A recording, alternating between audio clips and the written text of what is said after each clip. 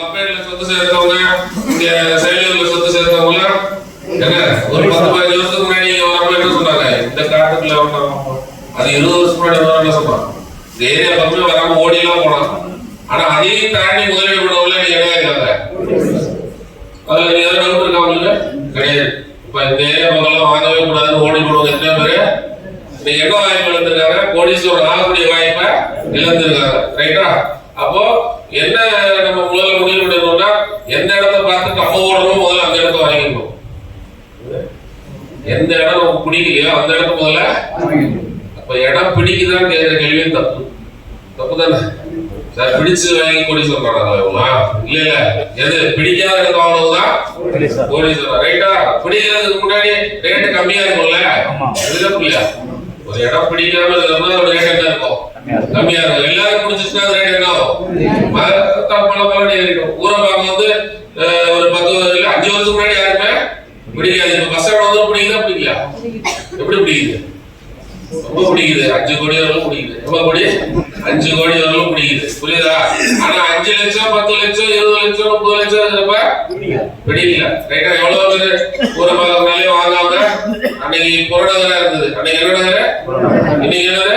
தலைநகர். ரைட்டா? அப்ப அன்றைய புறநகர் இன்றைய, அப்ப இன்றைய புறநகர் நாளைய தலைநகர். அப்ப இன்றைய லட்சம் 4 கோடி. அதுல எந்த சந்தேகம் இருக்கா? பணம் யூஸ்ஃபுல்லா வச்சுக்கோங்க சார்.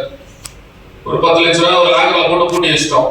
என்ன சேமிப்புன்னு நினைச்சு பூட்டி வச்சிட்டோம். 10 வருஷம் கழிச்சு நம்ம திரும்பி வந்து பாக்குறோம், விலைவாசி வந்து என்ன ஆகுது? பணம் வீட்டெல்லாம் சேர்ந்து அந்த 10 லட்சம் ரூபாய்க்கு நம்ம வெளியே வந்தா 1 லட்சம் 2 லட்சம் ரூபாய்க்கு தான் ஏதாவது வாங்கவே முடியும். கரெக்டா இல்லையா? ஒரு 10 வருஷம் கழிச்சு லாக்கர்ல போட்ட கூட என்ன ஆகுது? மதிப்பு. பணம் ஒரு பண்ட மாற்று கருவி. சொல்லுங்க. அது முதலீடு கிடையாது. அது முதலீடு. பணத்தினால ஒரு விஷயத்தை வாங்குவோம்ல, அதுக்கு பேர் தான் முதலீடு. அதுக்குதான் வேல்யூ இருக்கு. பணத்துக்கு தனிப்பட்ட முறையில் என்ன கிடையாது? வேல்யூ கிடையாது. அப்ப பணத்தை சேர்த்து வைக்கலாமா? கிடையாதுல்ல. பணத்தை அதே அந்த 10 லட்சத்தை எடுத்து ஒரு இடத்துல போட்டுருக்கோம். 10-15 வருஷம் வச்சு திரும்பி பார்க்கிறோம். அது என்ன இருக்கும்? 1 கோடியாக்கு மேலே கூட ஆயிருக்கலாம். அப்ப 10 லட்சம் இங்க 1 லட்சம் தான் மாறுது. இங்க 1 கோடிக்கு மேல மாறுது. எத்தனை மடங்கு? 100 மடங்கு வித்தியாசம். கேப் எவ்வளவு? இப்ப பணமா வேணுமா? ஆனா மீட்டிங் வரதுக்கு என்ன சொல்லிருப்பீங்க? பணத்தை போது அப்படியே வாங்கிட்டு ஓடிடுறேன். அதான் பணம் வந்து டாஸ்மாக் மாதிரி. அது மாதிரி இப்போதைக்கு சந்தோஷம் கொடுக்கும். நிலம் என்னது? ஒரு நல்ல இன்வெஸ்ட்மெண்ட். எல்லாம் எப்பயுமே சந்தோஷத்தை கொடுக்கும். பணம் ஒரு சினிமா மாதிரி நினைச்சுங்க. இப்போதைக்கு ஒரு என்டர்டைன்மெண்ட் கொடுக்கும். ரைட்டா? மற்றபடி பணத்துக்கு வந்து தனிப்பட்ட முறையில என்ன கிடையாது? வேல்யூ கிடையாது. ரைட்டா? பணமா நிலமா பணிமன்றம் வைக்கணுமா? இல்ல எல்லா வீட்டுல இருந்து போய் பணத்தை எடுத்து வந்துருவீங்களா? உங்க வேலையே தெரியாதா? எல்லா வீட்லயும் போய் பணத்தை எடுத்துட்டு வரணும். அதான் உங்க வேலை. அந்த வேலையை செஞ்சிடலாமா? யாரு வீட்டு லாக்கர்லயே இடம் இருக்க கூடாது, பணம் இருக்க கூடாது. அந்த பணத்தை எடுத்து வந்து எங்க முதலீடு பண்ணிடணும்? நல்லதாக முதலீடு பண்ணிடணும். முதலீடு பண்றது அந்த குடும்பத்துக்கு நல்லதா கெட்டதா? நல்லது. அந்த தலைமுறைக்கே நீங்க ஒரு நல்லது செய்ய போறீங்க, ஒரு புண்ணியமான செயல் செய்ய போறீங்கன்னா ஒரு சொத்து வாங்கி கொடுக்க போறீங்க. கரெக்டா? சொல்லுங்க. நிலம் வாங்கி கொடுப்பது புண்ணியமான செயல். புண்ணியமான காரியம் பண்றதுக்கு தயாரா இருக்கீங்களா? புண்ணிய சேர்த்து தயாரா இல்லை. பொய் சொல்றீங்க. நான் சொன்னா நாளைக்கு போய் எத்தனை பேர் பேசுவீங்க? இது வருது இல்ல, என்ன வருது? குடியரசு தினம் வருதா? இன்னைக்கு வருது. நீங்க எல்லாம் வருது. எத்தனாவது குடியரசு தினம்? 77. குடியரசு நம்மளாம் சேர்ந்து இந்தியா உருவாக்கிருக்கோம்னு சொல்றாங்க. நம்மளாம் சேர்ந்து குடியரசு தான் தானப்பா. நம்மளாம் சேர்ந்து இந்தியாவை உருவாக்கிறோம். உண்மைதானே? நம்ம இப்ப இந்தியாவில் ஒரு வரைபடத்துல இந்தியாவில் வரைபடத்துக்கு பணம் இருக்கா, இல்ல அதுல இருக்க மக்களுக்காக பணம் இருக்கா? மக்களோட வேல்யூ தான். இப்ப நம்மளோட வருமானம் ஏறிச்சுன்னா இந்தியாவோட வருமானம் ஏறிடும். ரைட்டா? நம்ம வருமானம் ஏறலாமா? இப்ப இந்தியா வல்லரசு ஆகணும்னா நம்ம வல்லரசு ஆகணும்ல. கரெக்டா? என்ன மறந்துட்டீங்களா? இந்தியா வர நாமரையா இருந்து சார் நிறைய சேர்ஸ் கொஞ்சம் உள்ள தள்ளி வந்து சேர்ஸ் பின்னாடி கொஞ்சம் உள்ள தள்ளி வந்து உள்ள முதல்ல நீங்க வந்து ஒரு சொத்து வாங்கணும்.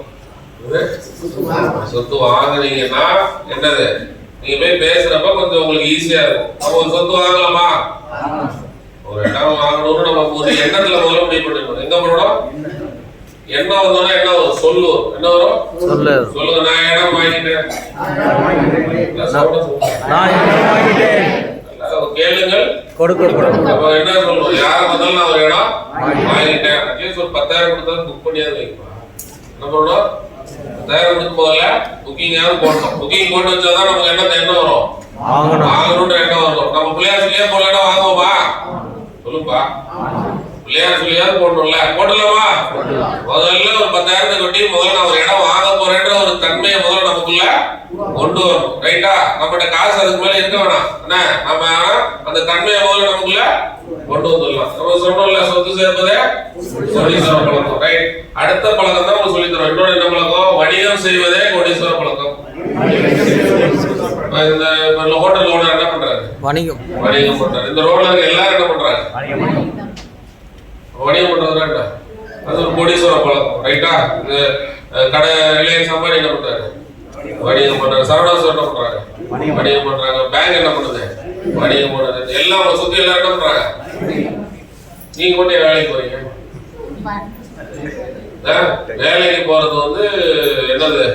அது நம்ம தலையை கொண்டு அடமானம் வைக்கிறது சமம். தலையை கொண்டு எனக்கு 20,000 கொடு, எனக்கு 30,000 கொடு, எனக்கு 40,000 கொடு, எனக்கு 50,000 கொடுன்னு சொல்லி என்ன பண்றோம்? தலையை கொண்டு அடமானம் வச்சிடறோம். அப்புறம் வாழ்க்கை நிம்மதியாவே இல்லை, என் குழந்தைங்க ஒன்றும் சேர்க்கல, கடைசியில கஷ்டப்பட்டு நான் படிக்க வச்சேன். இப்போ என்ன கடைசியில பிள்ளை என்ன கேட்குது? 60 வயசுல எத்தனை சொத்து சேர்த்து வச்சேன்னு கேட்குது. பிள்ளை என்ன சார் கேட்கும்? சொல்லுங்க, என்ன கேட்கும்? நீ என்னென்ன சம்பாதிச்சா என்னென்ன சேர்த்த? இப்படிதானே கேட்குது நிறைய பிள்ளை. சொல்லுப்பா. அதே நீங்க ஒரு வீட்டுல 10 பத்திரம் வச்சிருந்தா என்ன கேட்கும்? என்ன சொல்லும்? அப்பா டேப்லெட் சாப்பிட்டாரா? என்ன கேட்கும்? அப்பா டேப்லெட் சாப்பிட்டாரா?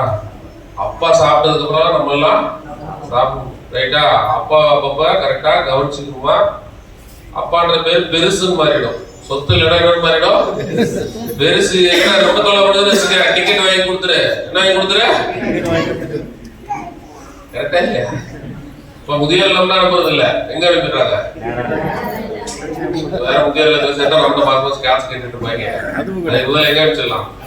டிக்கெட்டை கொடுத்து அனுப்பிச்சு விட்டுடலாம். ஏன்னா 10 பத்திரம் கிட்ட நம்ம கிட்ட இருந்ததுன்னா, இப்ப இந்த ஏரியா நம்ம 10 பத்திரம் வச்சிருக்கோம். ஓகேவா? எப்படி இருப்பீங்க? ஒரு 4 கோடி ஆயிடுச்சு ஒரு பத்திரமும். என்ன 40-50 கோடி நீங்க யாரு? எப்படி இருப்பீங்க? ராஜா மாதிரி சுத்திட்டு இருப்பீங்க. கரெக்டா? சொல்லுப்பா. ஆனா இந்த வாய்ப்பு உங்களுக்கு இருந்ததா இல்லையா? நிறைய பேருக்கு சொல்லுங்க. இருந்தது. அந்த வாய்ப்பு கோட்டை இது மாதிரி பத்திரா கோட்டை விடலாமா? பிடிச்சிடலாமா கோட்டையா? ரைட்டா? இப்ப நம்ம 10 பத்திரம் இருந்ததுன்னா ரொம்ப சேஃப். நம்ம வாழ்க்கை ரொம்ப சேஃப். அதுல கிளியரா இருக்கீங்களா?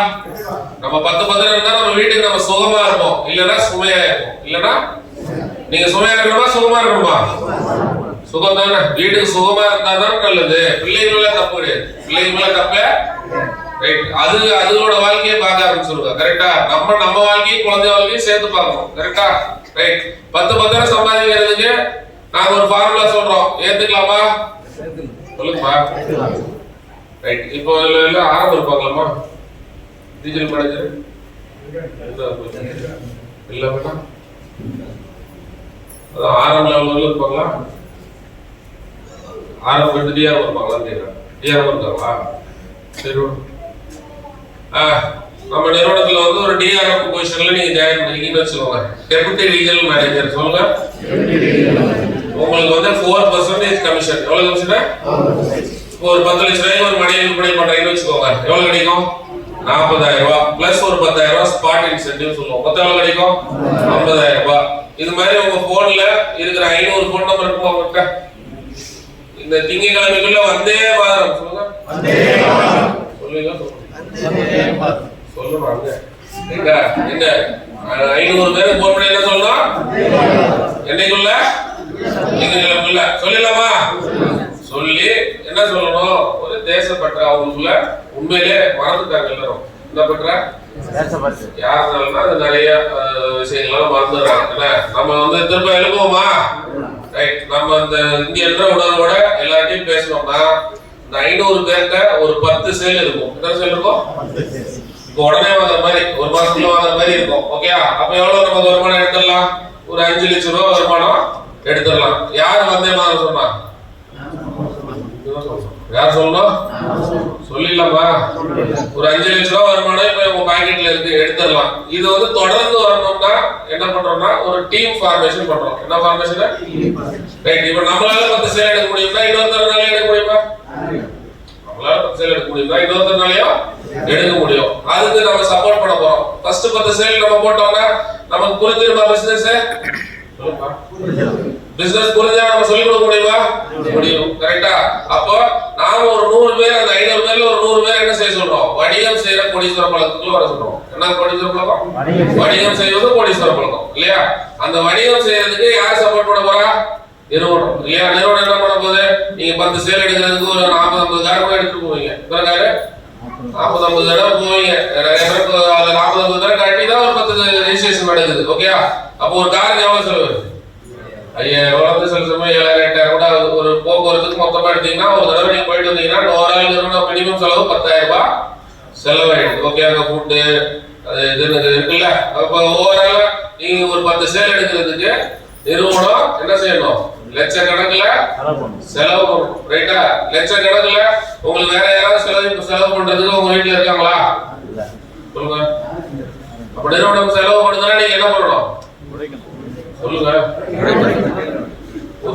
ஒத்துழைப்பு கொடுத்தீங்கன்னா இந்த விஷயத்துல வேகமா 2 பேர் பண்ணலாம். இப்ப இந்த பார்ட்னர்ஷிப் நம்ம என்ன பண்ணுறோம்? ஒரு பார்ட்னர்ஷிப் போடுறோம். நான் உங்களுக்கு நிலம் கொடுத்துறேன். நான் என்ன கொடுத்துறேன்? கோடிக்கணக்கான ரூபாயா இல்ல லட்சமா? ஒரு ப்ராஜெக்ட் கோடிக்கணக்கான ரூபாய். ஓகே, அந்த ரூபாயை போட்டு முதலீடு பண்ணி நிலத்தை யார் கொடுத்துறா? நிறுவனம் கொடுத்துருது. ஓகே, அதை போய் விற்கிறதுக்கு தேவையான கார வசதி யார் கொடுத்துறா? நிறுவனம் கொடுத்துருது. இந்த மாதிரி நிறைய மீட்டிங் போட்டுக்கிட்டே இருப்போம். அந்த மீட்டிங்ல யார் கொடுத்துறா செலவு? நிறுவனம். இது மாதிரி எல்லா இடத்துலயும் 8 டிஸ்ட்ரிக்ட்லயும் கம்பெனி வந்து என்ன கொடுத்துருக்கு? உங்களுக்கு ஜெயிக்கிறதுக்கு உண்டான வாய்ப்பை ஒப்பேட்டு விட்டு நகர்வீங்களா? ஒப்பேட்டு தாமரத்துக்குள்ளே இருப்பீங்களா? கொஞ்சம் அப்படி வரலாமா? எங்கெல்லாம் வரலாம்? உங்களுக்கு வடமல்ல எவ்வளவு வரலாமா? நம்ம ஆஃபீஸ் எங்க இருக்கு? வடமல்ல இருக்கு. ஊரப்பாக்கத்தில் நமக்கு ஒரு ஆஃபீஸ் இருக்கு. ஓகே, அது மாதிரி எங்கெங்கெல்லாம் ஆஃபீஸ் இருக்கோ அங்கெல்லாம் வரலாமா? செங்கல்பட்டுல இருக்கு, காஞ்சிபுரத்துல இருக்கு, வேலூர்ல இருக்கு, இப்ப ராணிப்பேட்டில் ஒன்று ஓபன் பண்ண போறோம். இந்த பக்கம் விழுப்புரம் இங்க ஒரு ஆபீஸ் இருக்கு. இப்போ நம்ம எல்லாம் பயணம் செஞ்சோம்னா இன்னும் வேகமா சம்பாதிக்கலாம். கரெக்டா? ஒரு 500 பேர் போன்ல இருக்காங்க. அவங்க மூலமா நமக்கு லிங்க் கிடைக்குமா? கிடைக்காது? சொல்லுப்பா. கண்டிப்பா கிடைக்கும் இல்லையா? இப்படி வச்சுக்கோங்களேன். 500 பேர் மூலமா நம்ம ஒரு 100 பேரை உள்ள கொண்டு வந்துடும். எத்தனை பேரா முடியுமா? நிறைய பேர் 100 பேர்ல ஐடியில போடுவாங்க. நீங்க தானே 100 பேர் போட்டவங்க. 100 பேர் யாரும் சேர்த்துக்கோங்க. இவங்க எல்லாருமே ஒரு 100 பேரை அவங்க ஆல்ரெடி சேர்த்துட்டாங்க நிறுவனத்துல. கைத்தட்டி கொடுக்கலாமா? 100 பேரை அவங்க அப்ப நிறுவனத்துக்குள்ள என்ன சொல்லி சேர்த்திருக்காங்க? எங்க கூட சேர்ந்து 10 பத்திரம் சேர்க்க வாங்க. 10 பத்திரம் சேர்க்க வாங்க. அதுக்கு நீங்க என்ன பண்ணுங்க? ஒரு சொத்து நீங்க வாங்க ஆரம்பிங்க. அது போக என்ன? எங்க கூட சேர்ந்து நிறைய பேரை இந்த பிசினஸ் கத்து கொடுங்க. பிசினஸ் கல்வியா